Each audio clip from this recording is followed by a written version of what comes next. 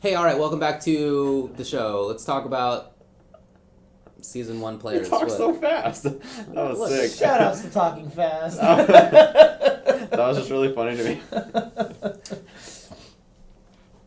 So, who was the best player in Season 1 of Street Fighter V? Dude, you know what? It's so funny. So SRK Rankings has been posting up all these polls of who do you think was the most consistent performer in Europe, the most consistent performer here in America, blah, blah, blah, blah. And the funny thing about it was, like, he's not doing it based on his opinion. He actually, I think, has the 4 highest from his website from a numerical standpoint, from the rank.srk.com, and he's just putting all 4 of them in a random order, and he's just seeing if people can guess it. Mm-hmm. But, like, I've been trying to feel out some of that is really hard to say. So even, like, for example, who was the best Street Fighter V player of the year?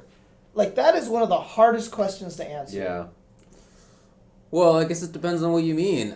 Do you weight the whole year equally, or is it more important to have been the best towards the end when everybody had learned the game more? Or was it, you know, I mean... Is like, it more important to have been dominant the longest? Yeah, right, or the longest stretch of dominance, or Clearly infiltration, right? Yeah, for sure, obviously. Is it more important to have won a lot of things, or to get top 8 at, like, everything, like Haitani did, but, like, not winning things, right? Mm-hmm, Like, or Tokido got top 3 at, like, everything, basically. Yeah, I think he is the most consistent. But overall. didn't win as many things as some others. So, I don't know. It's hard to say. I mean, like, obviously, the main stories, like, if you want to talk about, like, storyline from start to end, right, for Street Fighter V, obviously, the storylines are infiltration. Super dominant start. After Evo kind of disappeared, took kind of a mentoring role in Korea, kind of like shifted his position there a little bit, and then just kind of fizzled out at the end. Like, I've never would have ever imagined a player like Infiltration to kind of have a fizzle out like that. It was unexpected. Everyone was expecting that Capcom Cup comeback all of a sudden where it was like, this is what I have been sandbagging.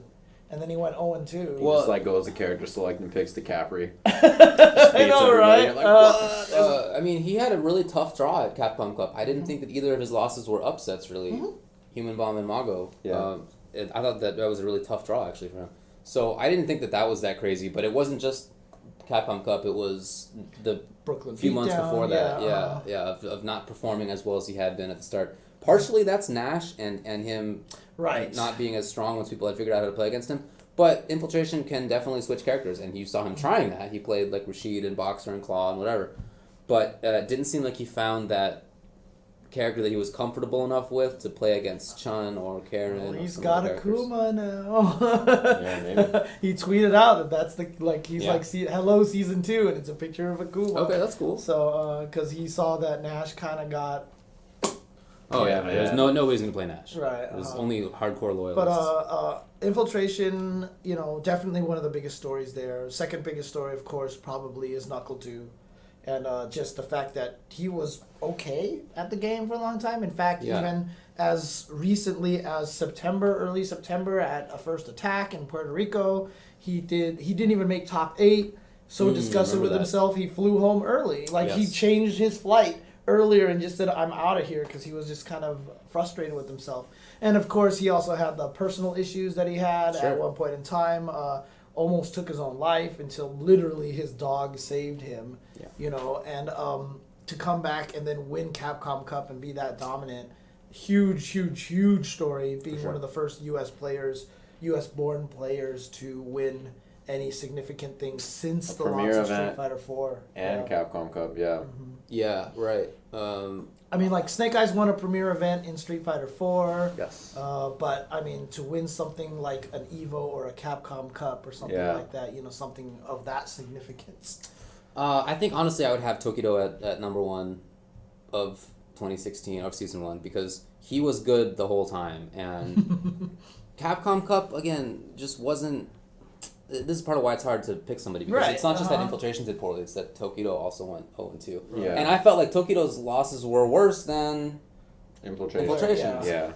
But other than that, he was so consistent the whole time. Yeah. Even just the few weeks before that, he was strong still. So Yeah, I feel like he was the most consistently top throughout the year. Yeah. So that's a good question. So 1-3 Creed asks if EVO is more prestigious win for Street Fighter V than Capcom Cup. I definitely think so. Yeah, I think probably is. To beat 5,000 people is. Yeah. You know. That's a marathon right there. Yeah. So. The only reason maybe it's not is because it's earlier in the year, so the game's not as figured out. Oh, sure, yeah. But at that time...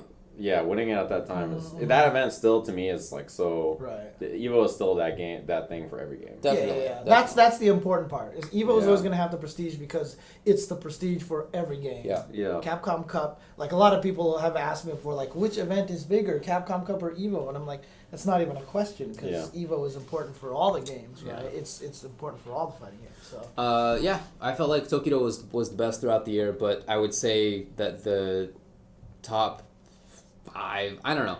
I guess my top 5 would be something like, and it's probably everybody's, I don't know, Tokido, Infiltration, Do, Fudo, and then... Xiaohai, probably. Yeah, maybe Xiaohai, maybe Haitani. Except for the 6-minute getting dunked by Oh Knuckle my Dude. god. Man, if there's anything disqualifying, That's the one. that's Right, the one. yeah. It was like, so the only thing I can think that was even close was Mark Teddy beating Fudo 4 rounds straight at NCR in Street Fighter 4. Oh, that's right. And that's like 3 minutes for a Street Fighter 4 2 out of 3. Right, But this is like a 6-minute Street Fighter 5. Street Fighter 5 3 out of 5. Yeah. You can't really get beat much faster than that. Like, I feel like one of us could probably last at least 7 minutes against Knuckle. Like, I feel like 7 minutes is not unheard of in a 3 out of 5. We could just run away for 7 Probably minutes. right. Yeah, I feel like I would lose for sure, but I would Yeah, definitely yeah. lose 3-0. Yeah. But 7 minutes? Like, I feel like if I think about it, I'm like, I could run for 7 minutes in 3 matches. I might be able to I do could it. take a minute between games. Yeah, because you just go to character select and think about it Let for me a minute think and a about half, this, yeah. and then you got him beat. Like, I'm just thinking about it like, come on, man. Yeah, I mean, a lot of 6 people minutes. are talking about Cien for how well he did. Oh, with, okay, I think that's uh-huh. fair enough. Yeah. As a person, sort of like whether they win aside, how well did they do? How to phrase this? Like considering overachieving. Okay. He gets the overachiever How award. Yeah. How many obstacles did they overcome? You know what I told him at Capcom? do definitely, but also Sienna's up there. I told Sienna at Capcom Cup, I was like, I feel like your understanding of the game and your own character and all the matchups is like here, and everybody else is like here, but you're getting destroyed. Clearly, there is a problem. Yeah. If I feel like he's playing here when I watch him, and his opponent's here, and he loses. I'm like, I don't know how to explain this. The thing is that there was no illusions on his part. He knew that character was weak. Yep. I remember talking with him like in month 1, and I was like, are you sure this is the right character for you? And he was like, yeah. Month 3, are you sure? And he was like, I'm going to stick with him. Shucks. Too late. Yeah, month 6. I just we'll see how it goes. Because the Like, worst part about just it was went down. because the thing is, for the first I don't have enough time for Urian. for the first 2 months, it was like I can't change because Evo's coming. And then after 3 months, you're like, God, I know so much about this character. I Yeah. don't want to learn anybody His else. 2-minute Chun would have done so much better, though. God. Or maybe like 2-minute Ken. Right. Oh yeah, Mika. yeah. Many different. There's characters. much simpler characters that he could play. That even if he didn't understand at that level, he would have done better. Yeah, he also has his own self-imposed weakness that he doesn't like playing characters that other people play. Right. And I understand how that is because that's how I am as Yeah. well. Like I am 100% I get about it. that. Like the more that people use a character, the more I don't want to use them. Yeah. And I'm trying to get rid of that, which is why I've just been learning Cammy, which is Yeah. why for a lot of these games I've just been okay, look, I'm just going to play this character. I don't care. Yeah. Right? I mean, even as like a There's only so many sponsored characters. player, would you as a viewer like Cien as much if he was just like another like Chun-Li player who's yeah, doing that's well? a good question. Would you be as big of a fan of Cien if he was just like another Chun that does pretty well sometimes? Would we be having this conversation if he was just a Chun? Would we be talking about Cien? We might be talking about Cien losing in grand finals to Knuckle Dude, yeah. So, right, like- but it wouldn't be like we wouldn't be having this extended 5-minute conversation about how well Cien did. Yeah, Yeah, it wouldn't bother. even if he never played Gen in Street Fighter 4, right? If he just played like Eva Ryu and he was like, yeah, he's good at Eva Ryu, I guess. I don't know. Eva Ryu player. Like, yeah, it's just that's the character choice Yeah. makes sense. I guess we're just kind of talking about players and stories and stuff like that at this point in time. Obviously, another big story is L.I. Joe, right? I mean, Right. it wasn't just like a year consistent thing, but it was Yeah. that one moment in which Joe really was able to he just hit all the right notes. And like he got top 8 at Evo. His dad flew out. That was crazy. It was on ESPN, and like he has already like the story with the pink JanSport backpack. Like he was just made. He like where he fell into was just like perfect, and it was just all great. And I think it was a wonderful. A storied moment for him. I honestly don't think it could have happened to a better person. Yeah, I think you're right. I think that was definitely one of the best individual stories of the year, for sure. For sure. I think it was just a good year for American Street Fighter. Turned out to be. Which it never is. It's actually a really good call. Yeah, but maybe, it was it was the good year. It was the one good year. If there'll ever be a year you're on your rocking chair. Yeah. You mean we 2016 actually had have a lot of yeah, problems, but I was about to say we actually good old in video games. Grandpa Davy G will be rocking back and Actually, now forth, that you mention playing it- Civ 10 on his tablet. And it's like, let me tell you about 2016. Very distant 20 years in the future. Dude, it's weird too because it wasn't this a good year for a lot of American esports, right? Because this is also the year that EG won Dota. This year? Was it this year or was it last? I think that was last year. I think this year they got third or second. Okay, I don't remember okay. which. I don't remember now. So. But yeah, it was a good year for American Street Fighter for sure. Yeah, it doesn't get much better than this. I doubt Ever. it will. Yeah. Like maybe 8 years ago. Yeah, Ricky. Yeah, so some people are saying that no, it wasn't this year that they won. Okay, No. but Ricky Ortiz getting second place at Awesome. Capcom Cup, another great story because she was one of the greatest of pretty much all time. Like she's a Hall of Famer for Street Fighter for sure because she's been one of the best. But sure. for the past few years, since her second place finish at Evo against Daigo, like it's been kind of up and down for her. And to see that she performed so well there, I mean, like. She blew up Kazunoko. I mean, didn't blow him up, but she beat Kazunoko, who was Kinda last blew year's him up. champion. Yeah, okay. Yeah. But she had a bunch of clutch moments, and it sucks too because she always finishes second place, and it's frustrating. yeah. It's frustrating, but the fact that she got second place was such it's hard. You want to go up to Ricky and be like, dude, that was amazing. That was so good. But at the same time, that it's just it's like the dagger. It's Well, yeah. It's like God, Yeah, it's nice. She said that she actually practiced a couple weeks leading up to it, and she is actually using a good character, which she always used to do. And everybody in America used to play good fighting game characters. And at some point in Street Fighter 4, everybody was like, "Oh yeah, Rufus. it's Rufus time," or now I'm gonna play Zangief only, or whatever, Yeah. for whatever reason. Rufus was good in vanilla. Oh yeah, for sure. He was Right. good for the first year, but then Yeah, that game lasted for 7 years, Yeah. and I don't know. Anyway, I'm glad that she's playing a good Let's character. go, Ricky.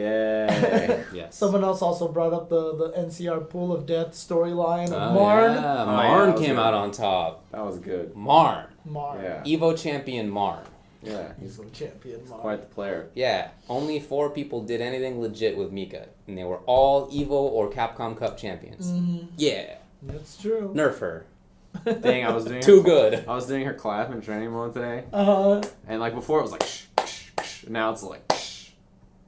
And I'm like, oh, it's so slow. Dude, I was actually I went through the whole change list yesterday, and when I got to Mika's section, I played the YouTube video on the side of taps. I saw that. It was just That's funny. It was pretty bad. She still has a She's couple of probably things. not that You are know what? The thing is, very they good. didn't nerf anything that she had in the corner.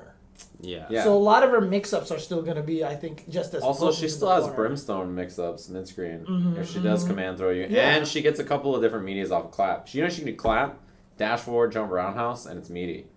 Oh, really? You cannot backdash there. Or you just Oh, get hit because you grounded. tumble and you fall Yeah, down. there's longer frames there. So if Nash does V reversal, he gets hit, grounded, stuffed. Right. So unless you do an EX invincible reversal, Safe I jump actually stuff. agree with what Anime Lover says. Is Mika's probably better than Nash. Very the thing possible. is, Mika's where she got weaker was in that mid screen. Now she really, I feel like, is living up to what her original like her footsies are supposed to be bad kind of reputation, right? I feel like her mid screen's not going to be as good. She doesn't have the crouch fierce anymore. The clap is really weak. If she gets you with the Irish whip, she doesn't get the corner carry that she used to be. Well, she gets the corner carry, but not the damage off of the corner carry anymore. So the mid screen part is where she loses, but she gets you in the corner. I feel like she can kill you the same way, which I'm fine with. I'm really sad they got rid of the wall bounce. Yeah, me too. It was fun. Because that was like the most unique move in Street Fighter V. Yeah, it probably was. Like, completely. So I'm sad that that's not there. But yeah. I actually don't think Mika's going to be as bad as people think she is. Well, I would like to talk about Season 2. Is there anything about Season 1 that you would like to continue on about first? I mean, how did you feel about so this topic here, Capcom Pro Tour, lots of issues with the scoring system, very complicated, very confusing. Hopefully they change a lot of it. What do you feel about their potentially removing the auto qualifier spots? Because I've heard both sides of the arguments, right? One is that then that removes that gatekeeping problem. Like, if you've already qualified, why are you entering and like ruining other people's chances? Yeah. But then the problem is, if it's only that way, then the tournaments at the later end of the year, there's going to be like 7 great players who just had who had a few bad tournaments that are out of the running, that they just might be like, I don't even want to go anymore because I have no chance. Without the auto qualifier, so like SCR, Canada Cup, you got a lot of people go to those events because if they won, they got in. And that's not going to be the case anymore. And you also have the chance, maybe not likelihood, but chance that somebody who you totally don't expect wins an auto qualifier, and so they're going to be in Capcom Cup. Whether that's a good or bad thing is up to others. I guess from a normative perspective, I think that's not a great thing, but to get rid of that is maybe unfortunate in some respects. Mm-hmm. So I feel like they need to keep just a few auto qualifiers. Maybe less than 16 that they had before. Maybe lower it to 8. Yeah, okay. Also, the two main things. I mean, do you guys have anything else? I don't want to like dominate this topic. I feel like the best suggestion I've heard about how to structure the season was from Nasser, who said that he thought that they should weight the events more heavily towards the end of the season. So that if you are somebody who wins the first 2 events, and then, because you figured out the game quickly, but you don't keep up, why should you be in Capcom Cup at a point when, because Capcom Cup takes place at the end of the year. Right. The question is, are you still a good player by that point? And you had people who learned the game later, like Bonchan, who didn't qualify, but he probably would have done all right at Capcom Cup. Like, he might have done well because he was playing so well, but he just didn't have that time. Okay. And since it's the season-based thing of changes, then the season comes, it's always going to be like that. It's not going to be the case that we're going to have the game for 4 years and everybody just gets to play. So I think that's a really good idea to weight it towards the end. But I also really want a very sharp curve on point distribution. Like, first place, 256 points, for example. That's a ranking event, right? Second place, 128. But from there, it shouldn't drop by half anymore. The drop-offs should be flatten out. In fact, start giving points all the way down to top 16, top 32 maybe, and flatten it out a little bit more. Because that way, yes, the first place person gets a lot of points, but then everyone under there. So, for example, Evo. In fact, I even wrote this all out. Like, I have it all mathematically in a notepad, right? So, like Evo, for example, you would get 1,024 for winning. Second place would get 512, but then the third place would still get like 300 and something like that. I think that's a good idea. And it flattens out. Makes sense. And then, of course, the last thing that I would really like to see is spread out pay. Yeah, I think that's most everybody important. wants that, I think. Yeah, for sure. Yep. Okay, Season 1 happened. You want to talk about Season 2? Let's do that. Sure. Cool. All right, Season 2, changes. Now, they were announced yesterday. Yeah. Have you guys had a chance to review them? Oh, yeah. Yeah, I think everybody's been toying with them because everybody got a chance, or a lot of people got a chance to get their hands on them today, right, when they came out. But I think a lot of people have been looking over them and overly reacting usual. I think the big problem is, and so like when I went over the Killer Instinct patch when they had their big patch a few months ago with in Filament, we talked about like everything. And the one thing that I think people have trouble at when they look at patch notes, and this is for any game, is instead of looking at changes and considering the entire game, they look at things in a vacuum. So, like, there was a character like Glacius, right? In like, the patch we were looking at, Glacius had a few nerfs, but I actually thought that he had, like, his changes were only nerfs. But I feel like he was one of the best characters. He gained the most from that patch. Okay. Because when you look at things in the entirety, right? Like, you look at, like, if your character gets nothing changed to them, but all your bad matchups get nerfed, your character is better this patch. For sure. Right? So you really have to look at the entire patch and try to conceptualize that instead of just looking at your character. So not only just system changes and consider how that helps your character, right? Like, if you're a character that gets a lot of, long block strings with medium attacks, or if all your pokes are medium attacks, then the gray damage change will help you. Right. If you're a Zangief where your best poke is jab, it doesn't build gray damage. So the gray damage change is, like, not helpful to you. Yeah. But if you're like Cammy and you get like 3 mediums, then like, oh man, the gray damage change is great for me. Right. Like, so you have to think about system changes. For sure. You have to think about other characters that get nerfed. If you're a character who was mid-tier this season and lost to all the top-tier characters, but did fine against all the weaker characters, you're probably super buff right now. Like, you know what I mean? So that's why when you look at changes like that, you have to consider where the game will shift and what characters will be good, besides just what your character lost and gained. Yeah, I think that all is very well said. And it's not always easy to take all that stuff into account. Right. And especially when the changes It's are 92 pages. comprehensive. Yeah. I mean, I would rather them err on the side of being super comprehensive, for sure. But on the other hand, I don't know that we needed, like, all of these things, or, like, maybe not, like, in triple space, like... Double, space. Yeah, like, they also 10 screwed up words the per formatting page. a lot too. Yeah. This There's a lot of site is typos. excellent. The site was good. Yeah, the site's really good. game.capcom.com has a much better version. Absolutely. I love this. So, I had a chance to play with it today. Yeah. I looked into the characters that I cared about most, which are Zangief and Dalsum and Bison and Fang. I wanted to get to Ryu, but didn't have enough time. I thought Zangief seems like he's a little bit better. As we said before, I thought he was one of the worst characters. What I was thinking about doing, let's just go through the list of all the Sure. characters, Good and idea. let's just say up, down. Like, do we like? Let's do 2 things, right? Do we think they're stronger or weaker or same? And do we like the changes? Do we not like the changes? First, you want to talk just like generally what we think the changes will do, because overall system-wise. one thing to Okay, consider is go that for it, almost go every for it. character has universally been affected by the same kinds of things. Mm-hmm. So lots of characters. First of all, there's a gray damage change, right? Where gray damage will return slower. So you know if you're a character that gets gray damage in situations, it's going to be better for you. Like Dalsum Flame Carpet is a good example of something that builds tons of gray damage. So It cooks people on the ground. it does cook A little people bit, on the ground, yeah. So you have to consider that. One thing about this season is that lots of Oki situations are nerfed to give you less frame advantage. So one of the big things that happened was that a lot of characters' throws, they don't get anything off of it. Basically returns them to neutral. Yeah. And they're less damaging in the first place. And less damaging. But the big thing is there Less was stun as there well. was not a lot of damage nerfs. It was a lot of stun nerfs. That was the one thing that a lot of characters got. Like, Ryu did not lose a ton of damage. He just lost stun. So instead of killing you in 2 hits because he's stunning you, he has to hit you an additional time or 2 just because the stun values aren't there to get the big stun. So yeah, a lot of characters lost pressure because of that. So when you look at characters who lost reversal tools, I don't think that's really that bad because the offense is very rarely as oppressive as it was this season. There's a lot less situations where that happens. I think that's true. Another thing is, if your character's weakness in last season and in this season is like they have bad defense, I don't think that's really a weakness anymore. Because nobody has good defense now. That's Like true. Universally, defense is all worse. Everybody has worse defense. It's interesting because as battle it's all worse and all kind of better because of the less Right. Oki situation, right? So, for example, if Ryu forward throws you, he's not going to get the rocket. Right. He's not going to get the Solar plexus Call that strike. a rocket punch? You know what?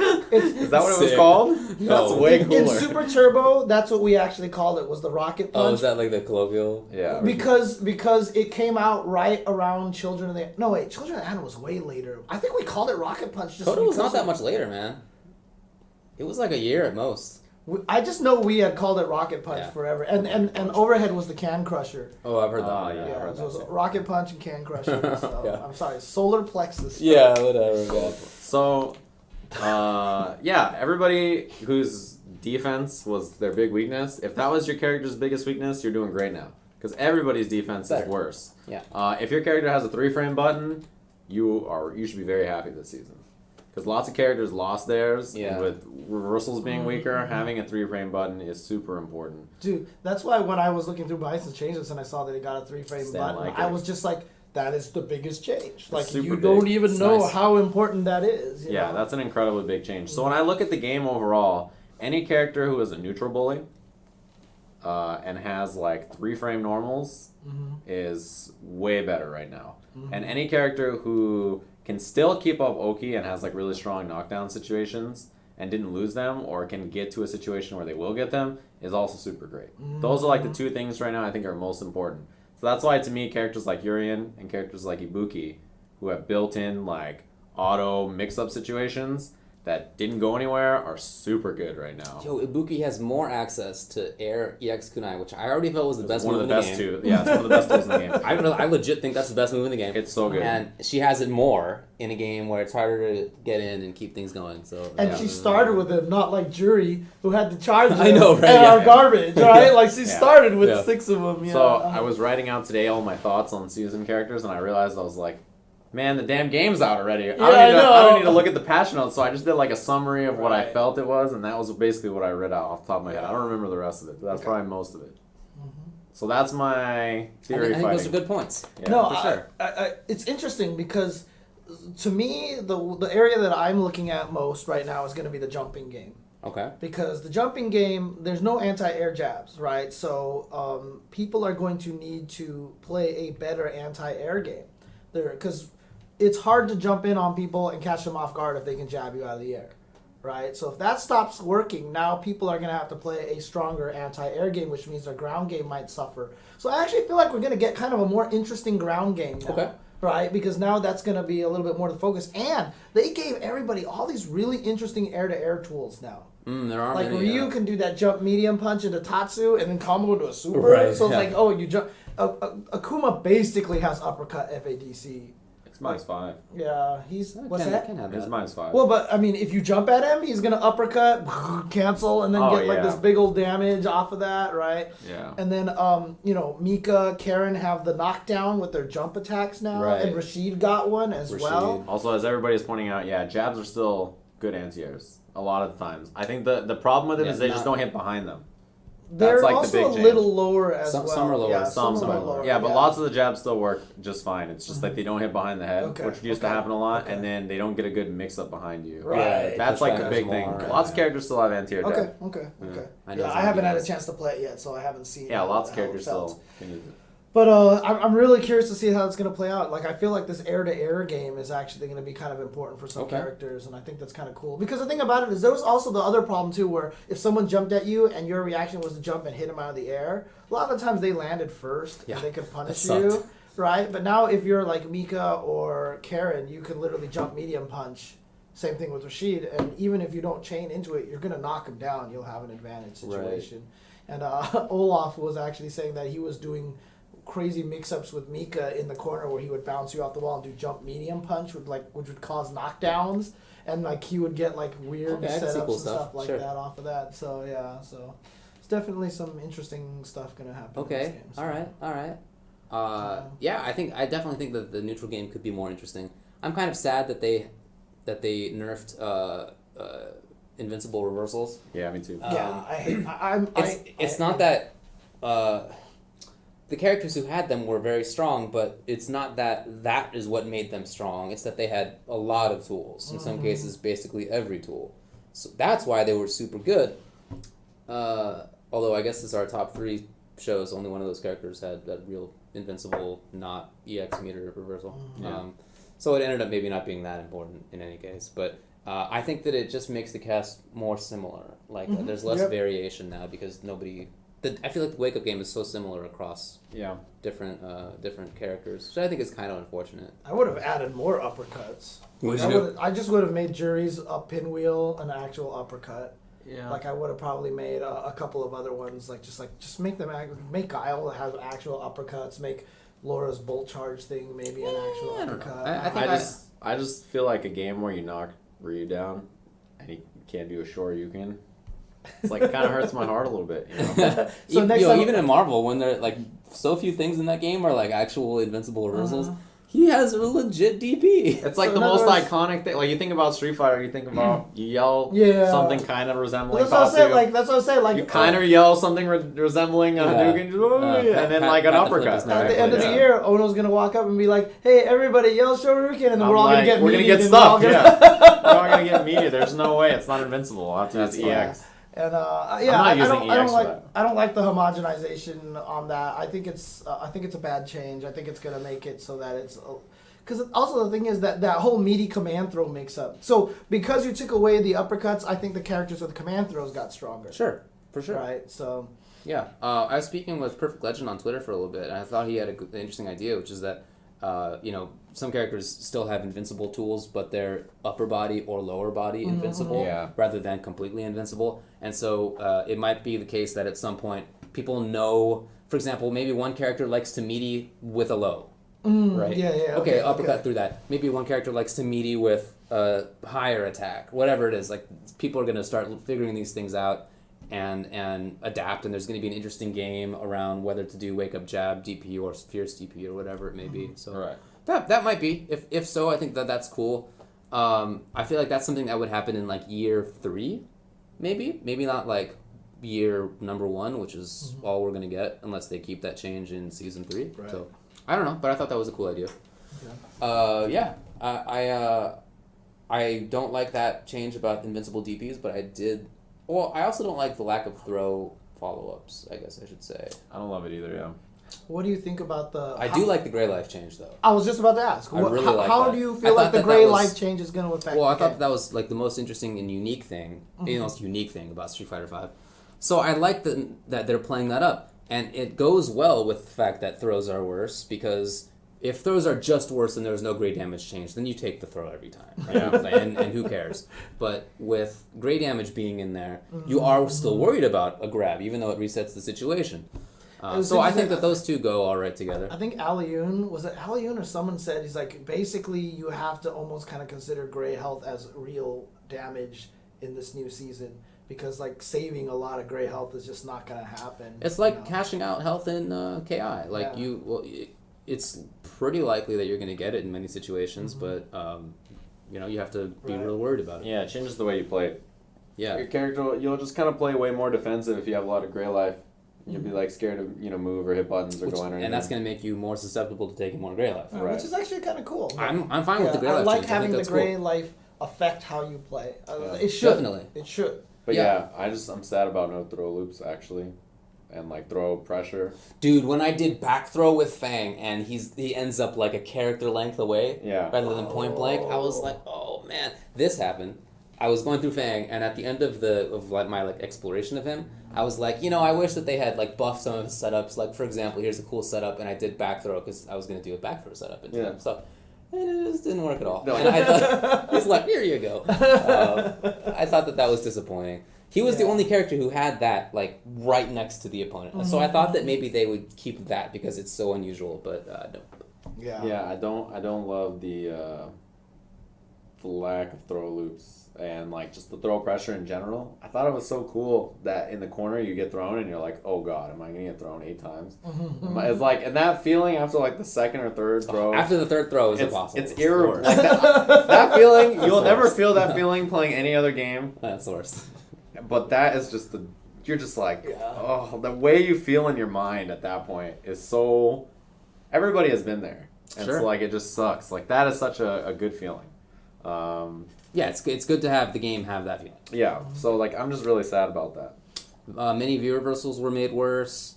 Oh yeah, all V reversals universally Is pretty it much every They one? slowed down. Well, he slowed every one of Every them down single by one? like 1 frame. One or it 2 looked frames like. each, yeah. Okay. Ken still has one of the fastest ones at 12, but 12. like everybody okay. else is like around 16 now. Oh wow. They universally slowed them down. I think that's part of like they were worried that if they made damage, so they have to be slower because they add gray damage.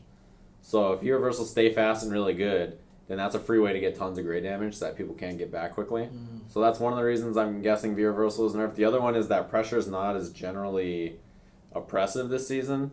So your V reversal Right. doesn't need to be as fast to stop as many things when when somebody finally does get in, they need to they got to earn that offense, right? Like if everything they do is V reversal, well, that kind of sucks. So. Yeah, I think those are the two reasons that I figured the V reversal changes happened. Yeah, Fangs got buffed actually. Fangs is 5 frames faster on recovery. Yeah, so. But I mean, he doesn't have a hit. He's not. And he recovers instantly, basically. Mm-hmm. It's like you can't. I don't think he has a recovery frame. Yeah, you can't punish him. Really? But I didn't test that. Nash. Someone had a video of that where they literally did Chun lightning leg EX legs, and he was like whoop and blocked it. So. Oh, weird. Okay. Yeah. Yeah, and that's the difference with. They brought Nash back. Whatever. Oh yeah, so Nash's doesn't go as far. Yeah, Nash's is worse, but Fangs is better now, I guess. Okay. Well, I mean, let's go over all the characters here real quick. So Ryu, I just think through the universal changes, Ryu is a little worse because his forward throw and his V reversal were both really good, and his uppercut was really good. All three of those things got nerfed just by nature of the game. And a game where you play more footsies is not good for this version of Ryu, I don't think. However, his EX fireball's positive on block now. That's cool, I guess. I think he's going to be able to fish for damage a little bit better. But outside of that, I think he's probably just going to stay kind of where he is. I think he's going to be really solid. I don't think it got worse. I don't think it got better. I think it got worse. I think it's interesting that Stan Fierce is cancelable into specials in Trigger, so there's a real reason for him to care about Trigger rather than just canceling it into it, right? It was rare that you would really find a Ryu who was like, I gotta be in V Trigger, that's gonna be super important. So I like that. I think that's cool. I wonder if you can do anything cool like Stan Fierce into EX Fireball for some guard break setups. I don't know. Yeah, that would be cool. Yeah, I mean, if it did get worse, I feel like it's only a slightly. Yeah, I think that's true. Yeah.